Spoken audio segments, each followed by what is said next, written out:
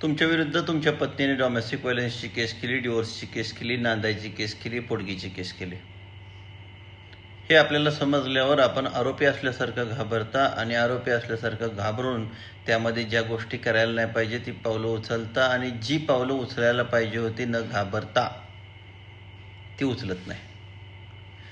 यामुळे तुमची केस पहिल्यापासूनच कच्ची होते.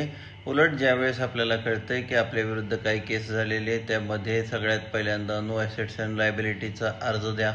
की ॲसेट्स अँड लायबिलिटी पत्नीने दिले नाही, मागणी तर करते ना वेगवेगळ्या.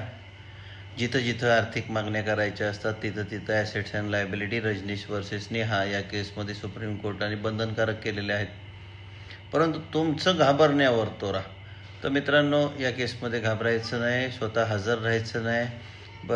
बहुतांश तारखेला तुम्ही तुमच्या वकिलांच्या मार्फतच हजर होऊन केस चालवू शकता. डरने का नाही.